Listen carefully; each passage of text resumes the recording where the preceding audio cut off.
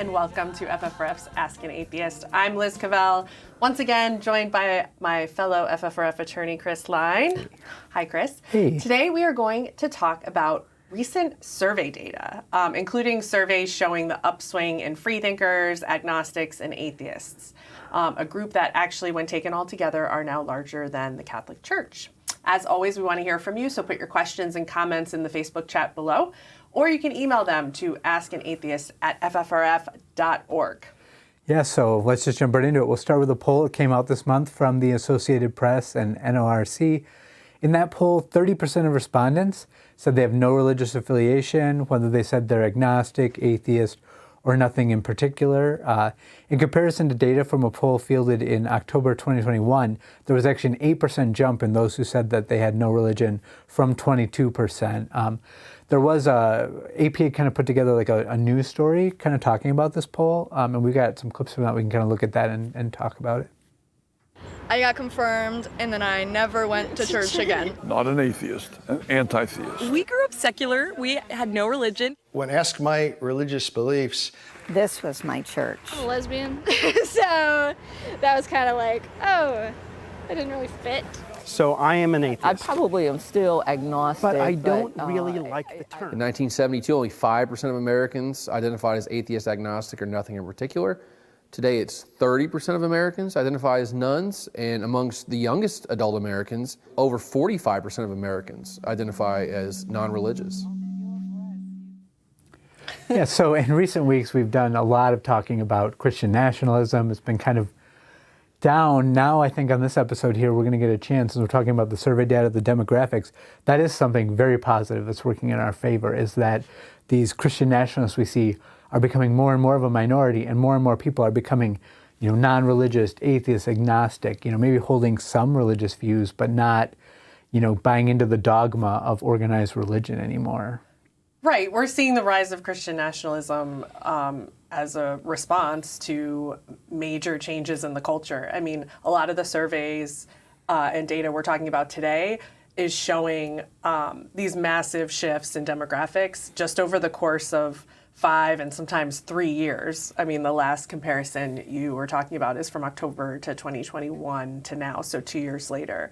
A big change in the people that identify as nothing in particular, which, as we'll talk about, is not necessarily atheist, and sometimes and often, there's a lot of nuance and I think complexity to people's beliefs and how they identify and how they relate to higher power theology. But of course, it is definitely a cultural shift from the very Protestant, Christian, or overwhelmingly Protestant Catholic majorities that we saw even, 30 and 20 years ago. Yeah, I think we got another clip here. We can. the idea of religious faith, which I'm going to define as to accept something, to believe something for which there is no evidence, is literally the root of most of the ills in the world and society. I think it's just no longer relevant. I mean, that's what you really find with the people that are non-verts. It's not that they believe, or they may believe, but it's inconvenient to go to church. It's inconvenient to do it, so they just don't. And there's no reason why they should if they have better things to do. People that are the nuns shouldn't be thought of all as religion haters, because I have great respect for a lot of religious leaders, almost like there's something transcendent in humans. And that gives rise to the best in humans and also to the best in religion. Yeah, as I kind of noted, there's just this wider spectrum evolving, and you had mentioned too, like that it's just become so much more just a wider swath of different beliefs, not kind of adhering into sort of very tight dogmatic beliefs that, we all believe this thing, even amongst, Christians. There's a wide variety of beliefs amongst, as we saw there, the non-religious. There's a variety of reasons why they're non-religious, a variety of views, some still being somewhat spiritual, others very atheistic, and skeptical, not sort of believing any kinds of things. Right. Yeah. And just like an overall rejection of orthodoxy. Okay, so the graphic we have up here is confidence in organized religion dropping since 2016. So I think what you're describing is like, yes, there's a lot of nuance, and everyone's not just like, identifying as atheists in droves, but people are leaving organized religion. I think that's where we see a lot of the backlash and the demographic shift is orthodoxy of the organized religion is just not working for a lot of people, whether it's LGBTQ stances of the church or many churches, or, other things that have to do with organized religious orthodoxy. And you see those big shifts in people that have confidence in the actual, organized religions that you can pick from on a census sheet. So yeah, and you definitely nailed that. Was the big takeaway from this first survey is that even those who are religious just are very not into organized religion. So even many Christians now, just don't agree with sort of the dogmatic views of the church and kind of go their own way. And I think we got one final clip here that just sums that up. Dear Lord, we are thankful and grateful that we can come to this place with these people and worship you together on this Sabbath morning as we've been doing for so many decades. When I see the line graph pointing downwards, it's not just a line graph, it's what I've seen every single Sunday of my life. The last 16 years as went from 50 to 40 to 30 to 20 to 10. This is not just some academic exercise for me. This is my life.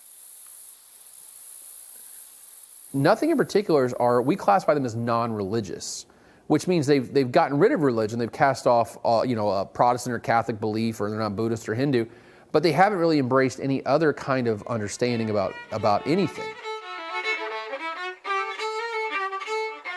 I'm not involved in any kind of religious group whatsoever. I'm involved in being a decent human being to the people I meet. I like that. Yeah. I'm involved in that too. Yeah, very reminiscent of Thomas Paine's The World. I can't remember, I'm going to screw up the quote, but to do good is my religion is the part I recognize. And it's very similar to that, just this idea that you don't need to be involved in an organized religion to be a good person, which most people probably watching us know that already, but more and more that view is getting out there, and more people are understanding that as time goes on, which is, of course. And I think more and more, to the topic today, more and more people would agree with that as a survey question, right? Do you need to belong to an organized religion to be a good person? I think as a survey question would probably get a lot of yeses. Yeah, that's definitely in one of the surveys, but I didn't pull that specific thing out. So that's definitely there. I think we got one final clip. Those trend lines are continuing in such a way that it's a very good possibility in the next 30 or 40 years there will be more non-religious Americans than there will be Christians in the United States for the first time in American history.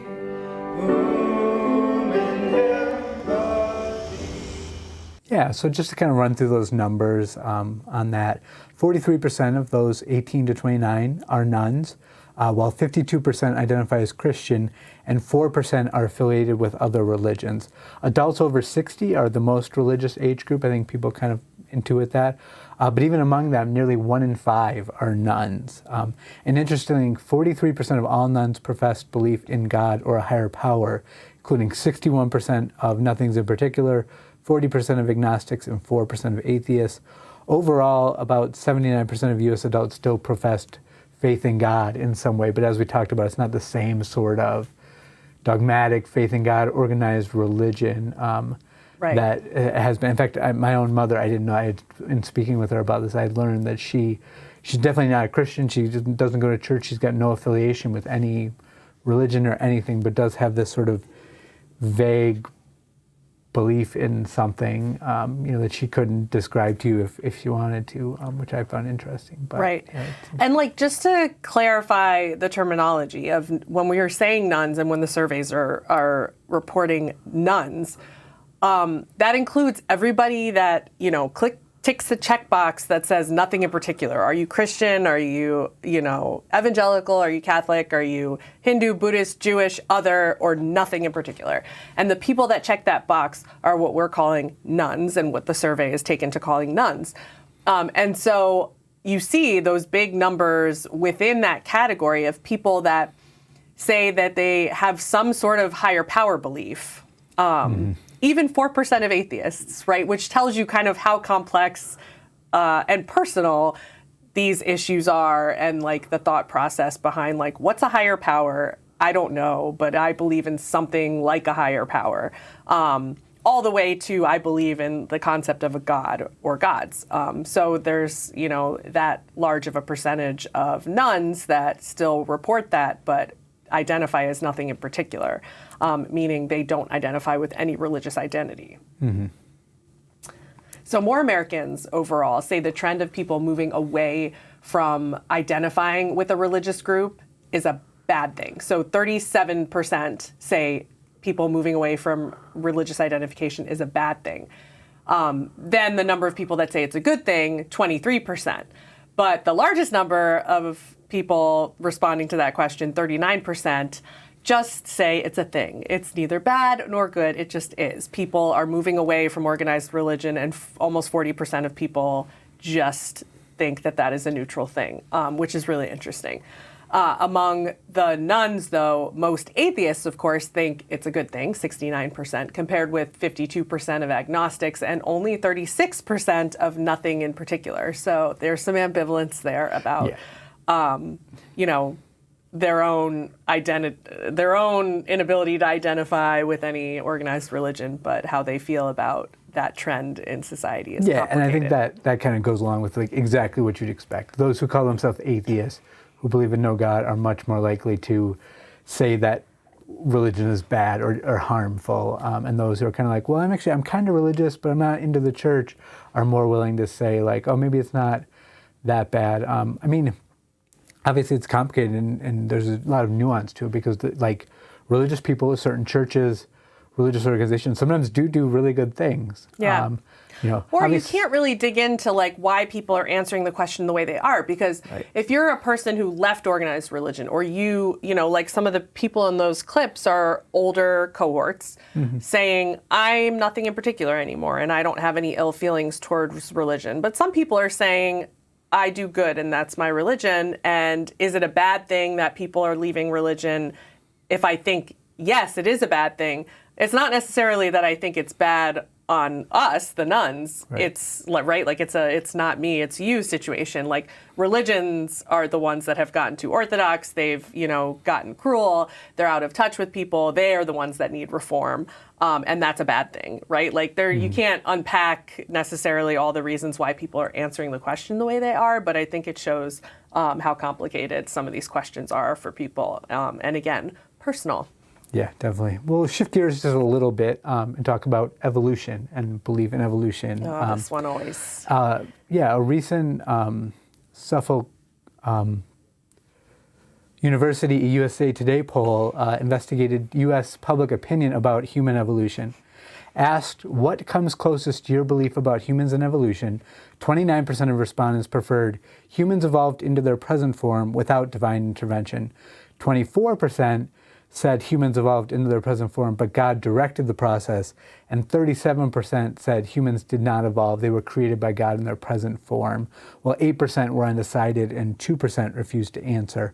Overall, only 52.9% of Americans believe the state of humanity today is either exclusively or partially due to evolution, which actually, I mean, it's a distressingly low number, but it's actually much higher than it's been over the last couple of decades. So it is an improvement, but the fact that just over half sort of believe and understand evolution is obviously still a little bit alarming. And you know, we'd hope to see more people in America understanding evolution. I've talked about this before over the years when we've looked at this data point in surveys.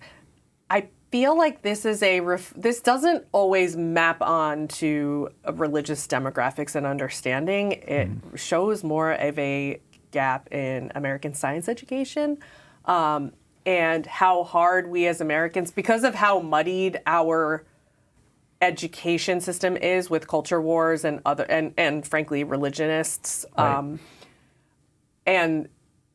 I think the net result has been to make it really difficult.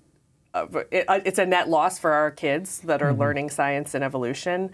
that we have a lot of adults that don't really understand evolution. And so it's a reflection of that, more like a lack of understanding more than, a measure of creationist belief in our culture. Right, definitely. I mean, like I said, it's like 52%. Yeah, there's definitely not 48% of people that are like creationists. Right. So it is more complicated than that. What is interesting, there's they kind of sorted out some different groupings within that and found that women were more likely to follow the creationist route, 40% versus 34% of men. Respondents in the South and Midwest were more likely than those in the West and Northeast to believe in creationism versus evolution. Republicans, 53% compared to 33% of independents, 23% of Democrats. Black people, actually 55% were more likely to agree with creationism compared to 36% of Hispanic people and 35% of white people, which may touch on what you're talking about with the demographics.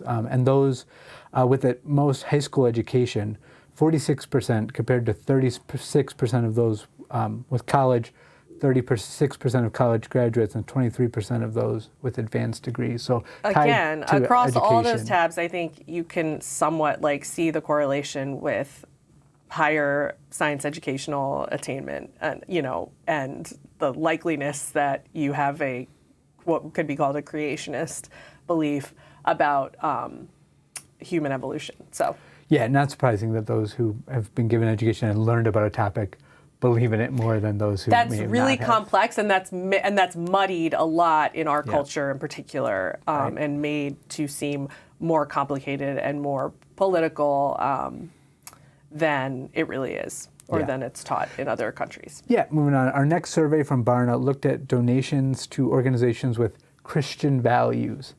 Across all generations, less than half of respondents said a nonprofit organization having Christian values would make them more likely to support that organization financially, while significant minorities also stated that having Christian values would actually make them less interested in financially supporting a nonprofit organization. Perhaps not surprisingly, only 34% of Gen Z and 35% of millennials said having Christian values would make them more interested, whereas 31% of Gen Z and 33% of millennials said having Christian values would make them less interested in supporting a nonprofit. Interesting. That's probably telling us a lot about how conservative Christian ideology, political ideology, has changed the way that those values are coded for people, especially in our generation. I'll just pretend I'm as young as you here. And, I mean, I'm in that cohort of people where to hear our organization operates on Christian values, or, that to me is a signal of we're anti-LGBTQ. Yep. We are anti-abortion, all of these kind of other things that are now coded as really regressive Christian, white supremacist, anti-gay policies. And so that makes a lot of sense to me, and is probably really concerning we know that we're going to talk about decline in church attendance and church tithing, and now, to see that that's spilling over to the nonprofit sector is interesting. Right, I think you nailed it right on the head. The fact that now Christian values is clearly code for sort of religiously motivated bigotry, honestly, for the most part. I think that some Christians will still pretend Christian values, like kindness, loving your neighbor, all this stuff. Charity, Right.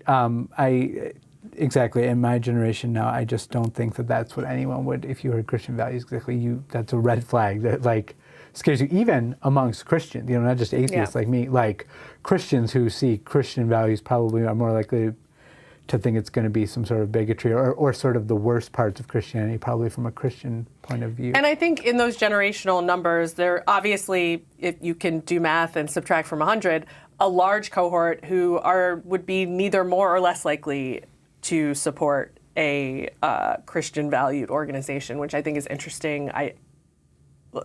That's not any more of a strong, cue for charity than it is a weak. I think, Gen Z millennials are using other criteria when they're seeking out charitable organizations to support. Right. It also kind of reflects sort of the change in rhetoric and in motivation worldview of many churches and religion now. That's why you have older generations more likely to support Christian values, because they grew up 40 years ago before some of these culture war Christian issues that have come up.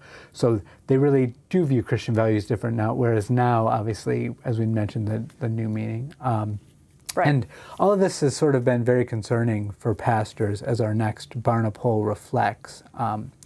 While young adults have been found to be more generous with their time volunteering than older generations, just over half of pastors surveyed say they're very concerned that younger Christians don't support their local church financially. Specifically, 51% of pastors say they're very concerned about younger generations not financially supporting the church, and another 43% are somewhat concerned. So overall, a lot of pastors are very concerned they're not getting money from the younger generations to support the churches. Right. I mean, part of that is just shifting demographics, lower church attendance across all demographics, and especially steep drop off in younger generations. And if you're not going to church, you're not donating to church. Yep, and we're definitely seeing the results of that. Many churches closing down, being sold for other things. We just tweeted out a story actually this week. I can't remember what city it's in now, but there's a church that now has canceled Mass because they don't have enough preacher. They don't have a priest to run Mass anymore. So, that's the kind of things we're seeing. And those four people that wanted to go. Exactly. So that's another, I mean, we talk about demographic change in terms of, sort of values and sort of the change it can make in society. But this here is another concrete change we're seeing, that just literally churches can't sustain themselves anymore, which is also why we're unfortunately seeing the things we deal with and fight here, where they're trying more and more to get public money because they can't afford to support themselves with just parishioners. Religious schools tied to these churches, same thing, want access to the public funds, to the taxpayer dollars, because there's not enough support financially to run them, which, is sort of their problem and not everyone else's. Yeah, too small to fail. Well, according to an analysis by Ryan Birch, who you just saw in the clip earlier, the pastor and pollster, a 2018 poll of his that asked if people agree with the statement, "I know God really exists and I have no doubts about it." 70% of the silent generation, that's, born before 45, 59% of boomers, 65% of Gen X, but just 44% of millennials and 33% of Gen Z agree with that statement. And that drop off for Gen Z, really noteworthy. If you're looking at the trend line there, 49% in 2014, down to 39 in 2016, which is now 33% in 2018. So, dropping like 15 points in 4 years amongst Gen Zers. The belief, the statement that I believe in God, I have no doubts that he exists, I guess. Yeah, and that great analysis came from Ryan Birch. We could have done this whole show based around his work. He's the author of The Nuns, Where They Came From, Who They Are, and Where They Are Going. In the book, he details a comprehensive picture of Americans who say they have no religious affiliation. He gives readers a nuanced, accurate, and meaningful picture of the growing number of Americans who say that they have no religious affiliation. Interestingly, as that video noted, as we've noted, he's a pastor. We've had him on our Free Thought shows. We've talked with him a lot. It's interesting that he does all this polling and stuff, and obviously his interests are different than ours because he's a pastor concerned about this increase in the non-religious, but he does really good work with the data and presents it in a very informative way for people. So. Right. So we have a couple more polls we want to talk about, so let's move on. So this next one, we might want to take with a grain of salt because this was conducted by atheist turned Christian Lee Strobel. But it's got an interesting result that might be worth discussing. So the survey was taken in conjunction with his new book, Is God Real? Exploring the Ultimate Question of Life. Spoiler I recommend alert, not reading it. He says yes. Yeah, so anyway, in the survey he found that 51% of seniors strongly believe God is real, the lowest amongst any age group in his survey. That's obviously an interesting result that is contrary to most polling, which is obviously that the younger generations are less religious. And in his poll he found that this older generation wasn't religious. The survey also found that 1/3 of Gen Z doubt that God is real, with 10% expressing strong doubt, 24% indicating they're somewhat doubtful. So that result for Gen Z is very similar to other polls and things we see, which is why it's interesting that the had a different result for the older generation. Right. And regarding that poll, Strobel laments, while nobody is suggesting that mass numbers of older Americans are turning to atheism, the results of my survey are very concerning. Right. And his self-serving turn of that data is, it fuels his book, which is his usual Christian apologetics. And it's a wake-up call to everyone that only half of we don't have what he's defining as seniors, but when you read that data point, I was thinking back, we just talked about the answer to the question or the agreement with the statement, I know God is real and I don't doubt it or whatever. And the boomers number was actually close to 50%, I think. And, boomers being people born between 45 and 65? I don't know. Mm-hmm. If you call them seniors, those are people in the 60 to 70s cohort. I don't know, maybe data is reflecting that. And then there was an uptick in the Gen X number on belief in God. So maybe he's seeing that reflected from boomers in his survey. Yeah, that is interesting. And I'm glad that you pointed that out and pulled that out from that. That is interesting that it was very high with the silent generation, went down with boomers, back up a bit with Gen X, then now down and down. And it is important to note, because some people get a little bit confused by this and how data works, that even though you have these strong trend lines going down, they're almost certainly going to level out here at some point. We're not going to just see non-belief continuing each generation down to zero, most likely. It would be awesome. Broken dream. Yeah, but it's just worth noting that while these trend lines are extremely strong, just the way data works, it's not really, we shouldn't have that expectation that, if you follow it, looking at how fast it's dropping, in 50 years there will be no religious people is not a likely outcome, actually. No, but there has been an acceleration that's noteworthy in the past, even in the past 8 to 10 years. Yeah, and I do think, obviously that it does build on itself, though, because when you get these larger numbers of non-religious who are talking and meeting with people, it's a lot harder now to have those bubbles, I think, that really help religion thrive, where you just have a insular religious community. Nobody's able to learn about anything outside of that, and that keeps them there. More and more, you just can't do that with things like the internet, and obviously just more people being non-religious, sort of in a similar way that as more LGBT people were able to be out very quickly. In just a couple decades, the view of gay marriage shifted dramatically into a favorable position. So we'll shift gears again a little bit. A recent Pew Research poll of 13,000 adults across 6 Asian nations, namely Cambodia, Indonesia, Malaysia, Singapore, Sri Lanka, and Thailand, sheds light on some of the complexities of religious belief, even amongst nominal Christians. Or perhaps it points out some of the bizarre results you can get with various surveys. Study even prompted an article from Salt and Light about the concerns it raises. So these are concerns from the Christian point of view. Among those concerns within the survey, 49% of Christians said many religions can be true. They also found that many Christians pray to other gods. 5% to Ganesh, 4% to Shiva, 12% to Buddha, 11% to Allah, 35% to Mother Mary. They found a relatively high proportion of Christians, 39%, say it's unacceptable to persuade others to join their religion. Interesting. If only we could get that number a little higher. But it's interesting to just see, so even amongst these Christians, they call themselves Christians on a survey, they're praying to non-Christian gods.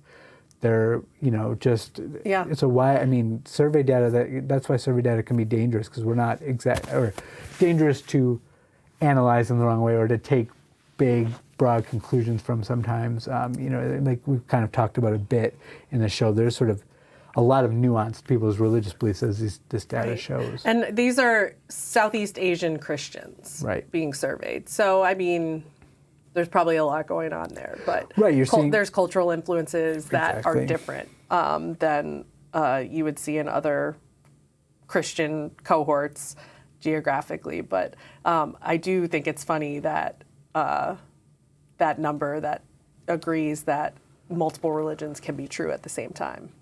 Yeah, that is interesting to affiliate yourself with one religion while being like, maybe they're all true, or maybe. Well, it's kind of the quintessential feature of the religion that it's true. We've got another Ryan Burge. He's got the good info, like I said. He analyzed data to figure out which states are the most and least religious and mapped out those changes over time. In this 2008 map, at the top you see the dark blue tells a pretty clear story. The nuns are way more concentrated in the western part of the United States. They're north of 40% in Washington and Oregon. The only other state that was less religious was Vermont at 42%. There's also big pockets of nuns in California and Arizona. Now we can flip to 2022, and the entire map is a dark shade of blue, meaning at least 35% of people on this are non-religious. There are 4 states that are more than half non-religious: Washington, Oregon, New Hampshire, and Maine. But there's also a lot of states in the mid-40s too: Nevada, California, New Mexico, Colorado, to name a few. Yeah, so you see the key there is really faint, but that the darker blue, the darkest blue that is most of that map is 35% plus. So that's remarkable if we can flip back to the 2008. So, right, this is not even 15 years ago. All that white is, less than, 10 to 15% of people identifying as nothing in particular, no religious affiliation 15 years ago compared to 2022. So that's actually a really remarkable little graphic drives it home on the state-by-state data. And because it's not as concentrated where you might suspect, outside the Dakotas, the only part of the country that's not dark blue is the Bible Belt. And so in most of those states, about 1/3 of the population is non-religious. That's Louisiana, Tennessee, Kentucky, Georgia, and South Carolina.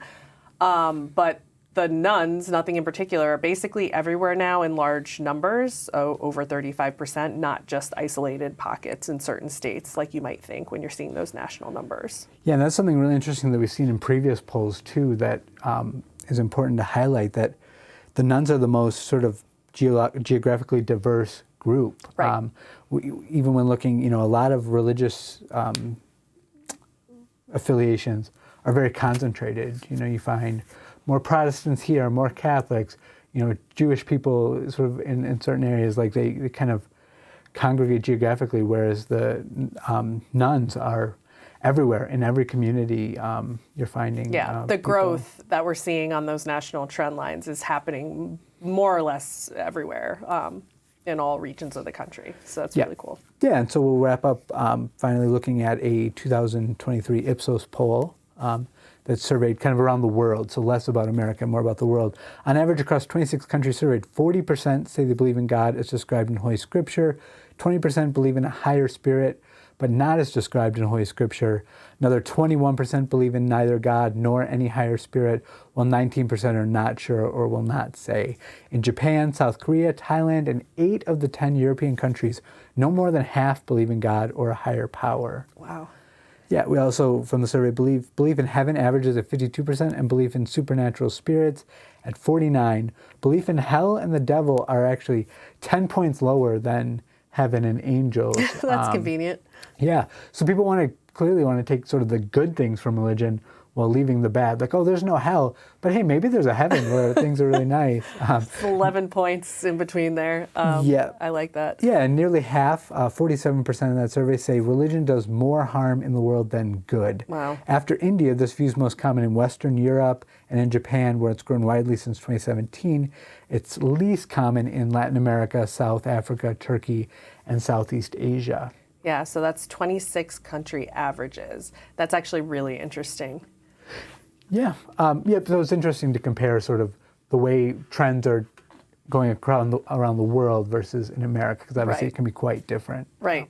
And we don't have those numbers today, but maybe in another show, the American belief in those supernatural items has always been pretty high and not necessarily trending with religious identification. That's all the surveys and data we're going to present. Let's see if we have any questions. If we have any questions. All right, here we go.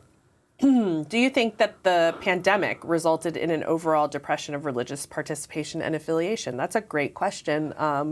So from 2020 to now, which is a large part of some of those dips, right? Like from the 2021 to 23 and the 2016 to 2022, 3 of those years being the COVID-19 pandemic? How do we think, I mean, right, there's so many factors that could be said to correlate with some of these changes. Obviously, a big one in the last 20 years is, we talked about, like, changes in information technology. Right. Yeah, I mean, specific to the pandemic, I know Ryan Burge, we didn't include in this, but there is definitely, I recall seeing information that indicates there was a huge drop-off, and other polls as well, indicating there was a huge drop-off of church attendance during the pandemic, obviously, as you would expect. But I think the more interesting data being that it is not bouncing back. Yeah. That's the interesting Right, like takeaway. I think it's one of those things where whoever it is that was still going to church in person every week, when you're forced to stop doing that, kind of like everything we did during the pandemic, we're like, oh, actually, I like working from home. I don't think I'll go back to the old way again. Probably similar to some people that are attending church every Sunday, then were forced to stop attending church and then just thought, actually, I don't want to go back to doing that every Sunday. I have better things to do. And very similarly, too, those who did still want sort of the fellowship of church and everything, who may have switched to doing it online, in the same way that people started working from home, also very much so want to just stick with that. Like, hey, why doesn't our youth group keep meeting online? Why do we need to drive somewhere? So yeah, I think, you can, we can let the viewers go find the data out there, probably check out Ryan Burge's stuff. But yeah, definitely an indication that it did drop during the pandemic and, and has moved back. I mean, more people are going now than obviously during the pandemic, but it's not back to where it was in pre-pandemic levels as far as I can recall from looking at the data. So I'm going to cold ask you this, and you might not be able to say it without looking, but maybe it'll trigger something. Has there been a rise in belief in God from a certain demographic, such as an age group in the U.S.? Like, have we noticed any rise in God belief in the U.S. in any cohort? Nothing stands out in my mind. Yeah, I mean, the trend lines are not, we only have surveys every so often, and they're not always solid. And I can't recall any surveys off the top of my head that would in any way indicate there was more belief in God very generally. Yeah. I do know, in looking through surveys to include here, there were a lot of surveys showing sort of the switch in religions, so that some religions are going up and some are going down, and it's averaging out to less religion, but and I can't give the specifics of which ones are which, but I know definitely some branches, some religious beliefs are going up and others are going down. So there's a lot of switching kind of between religions going on. So you already addressed this. Do you predict the rise of nuns will keep growing at the rate it currently is? No. And the follow-up is why? And do we have a better answer than that's just not how survey trends work? Yeah, I mean, it can't. Right, there's sort of a limit to how many people will convert and who won't, and the amount of people, what percentage of the generation will become religious, what won't. I mean, it's just, I'm obviously not a data expert, statistician, but it just, the only reason I wanted to bring that up even is just to, for someone simple like myself who doesn't understand statistics, it might be easy to look and be like, 5 years from now we're good. Or like looking at the stock market and you're like, oh, look, it just keeps going. It's probably going to go up forever, right? Why would it stop? I just think that's not how it works. I mean, like I said, I'm hopeful that it's going to keep going very strongly and not plateau anytime soon. I think we have seen some polling recently indicating that it is tapering off, that it's not quite going as rapidly as it has over the past, decade. Yeah. So we'll see where it lands, and obviously we at FFRF are going to work to keep that number going down as fast as we can. So I feel like we touched on this, but I think it's interesting food for thought, so I'm going to put it out there. Is it just the number of Americans who believe in God that is changing, or are the underlying beliefs and conceptions of God changing too? And I think for sure, that's a hard question to answer because, like I said earlier, it's kind of hard. You can't get into people's minds and understand why they're answering a particular question. I mean, you can just look at the way the question is worded and what the trends are showing. But I think you have to understand what we're seeing in survey data as people feel like, for whatever reason, as time has gone on, permission to have broader conceptions of what God and religious belief could be. And you see that in those numbers of people who are refusing to mark an affiliation, right? You can choose any religion, including other, but they're choosing nothing in particular, unaffiliated. But then still that large percentage, I can't remember if it's 30 or more percent, probably more, 60, that are saying they still have some kind of higher power belief. Right, yeah, I think even just amongst the data we've talked about here, that the yes is reflected in that. I mean, even other little things like that, like 4% of atheists believe in God, certainly indicates a different understanding Well, of I think the key wording in that question is, or a higher power. And I think a lot of, even atheists, people who would identify as atheists, still sort of grapple with whether or not there is something besides randomness that is directing, or how they conceptualize nature and randomness and the universe and things like that. Yeah, and I think that that's reflected in a common, I don't know if I would say a misunderstanding, maybe wishful thinking of people about the nuns. I know a lot of people like to think, 30% of nuns, they're all atheists basically, like essentially, like maybe some degrees, and it's like, that's not actually true at all. That's not true. Many of the nuns are have very strong beliefs in sort of religious things, belief in a higher power, God. The atheist number itself is much smaller, and that I think is reflected in that's actually where we're at now. That it's just more people are coming away from these organized religions, or at least people are leaving organized religion much faster than they're becoming atheists or losing all religious belief. I think would be a way to kind of frame and say that. Right. That's a good question, though. Okay, so a couple more here. Okay. This is a good question because it gets at an important part of how to interpret survey data. Do you think people feel more comfortable telling others they identify as none today as opposed to in the past? Like, we talk about this, the royal we, in political polling all the time, which is a big part of what we're seeing in survey data is what survey respondents feel comfortable telling pollsters or people that are giving them surveys. And so how much of that do you think is a changing comfort with identifying as nothing in particular? Yeah, I think there definitely is probably more comfort in that, but it does raise some questions about polling in general. You know, like for example, I've never taken a poll. I would never answer a phone call from some random number. I mean, that's how a lot of political polling is done. So I think that does kind of skew and make it hard to do. I think obviously in an online context, if someone were taking an online survey, it'd be much easier for them to mark none, whereas having like a face-to-face or phone conversation with someone, then maybe there would be some kind of like fear of saying you're non-religious, or, like maybe some stigma towards yourself that you might feel.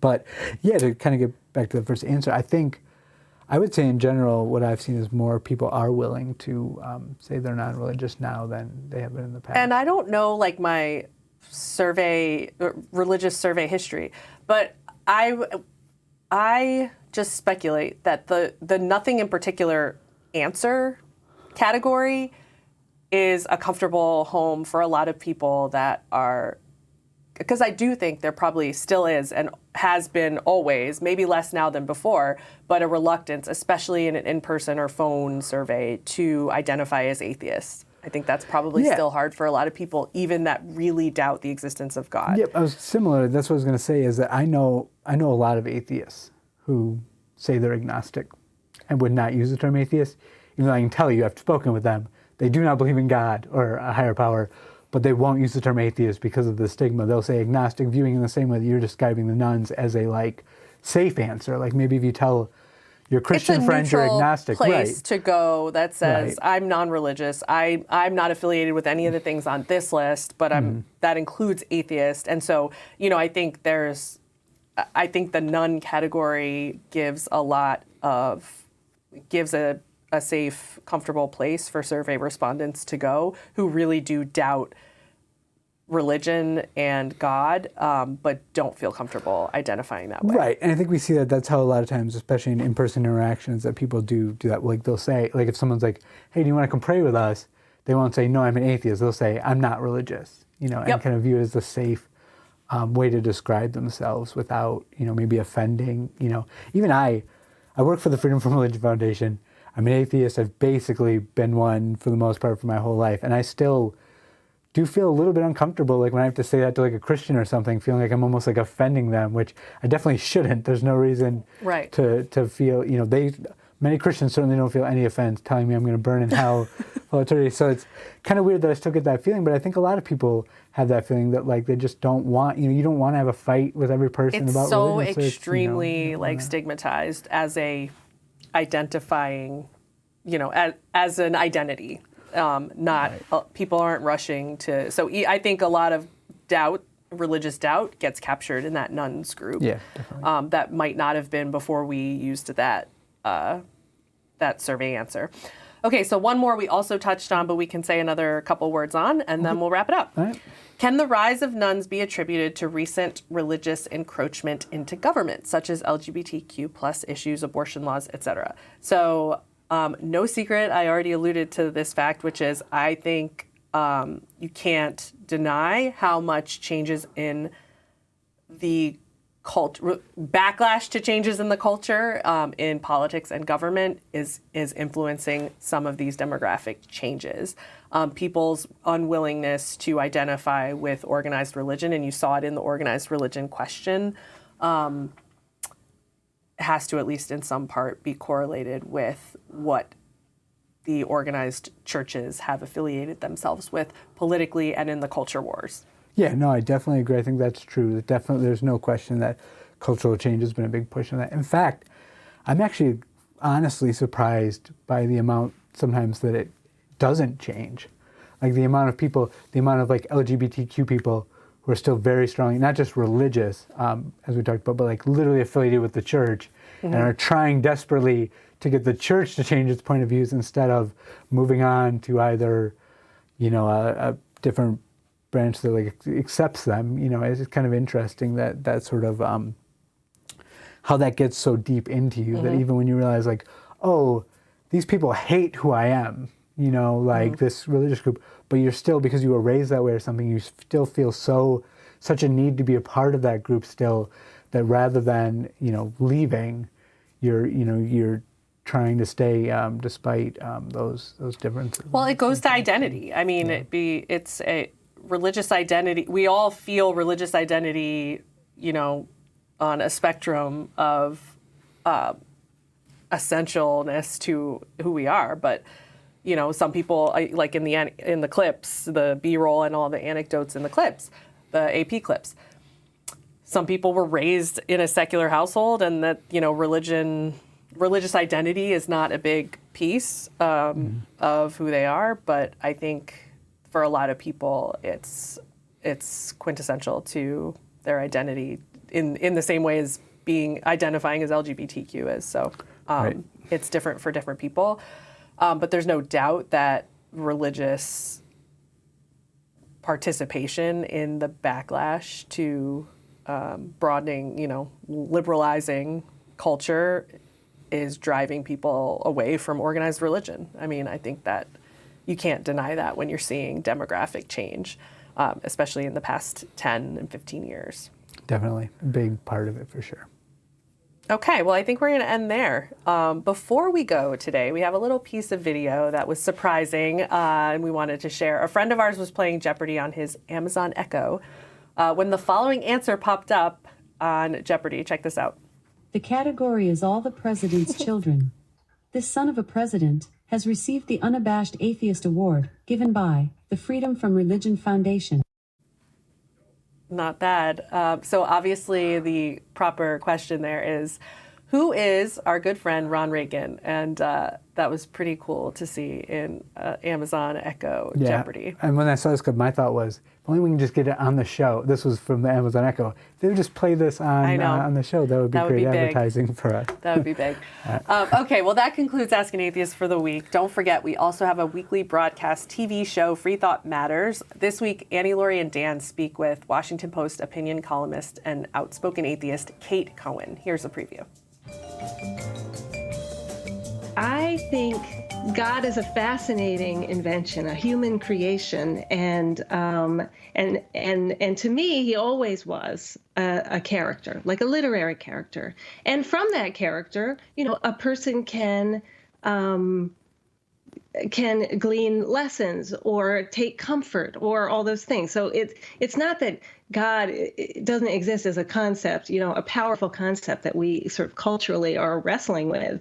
But as a supernatural being who's listening to me or doing anything, no. You can see Free Thought Matters on TV stations all across the U.S., also on FFRF's Facebook and YouTube channels. And don't miss Free Thought Radio. This week, guest host Amit Paul will be speaking to University of Turin professor Marzia Casolari about her recent book, In the Shadow of the Swastika. You can find the show at ffrf.org/radio. And be sure to catch the latest Back to School episode of the We Dissent podcast, where Allison Gill, Rebecca Markert, and I talk about the latest incursions of religion into public schools. Listen and subscribe to We Dissent anywhere you get your podcasts, or check us out online at we-dissent.org. If you want more information about the Freedom From Religion Foundation, check out our website at ffrf.org. If you're a member already, thank you. If not, please join us, and we will see you next week on FFRF's Ask an Atheist.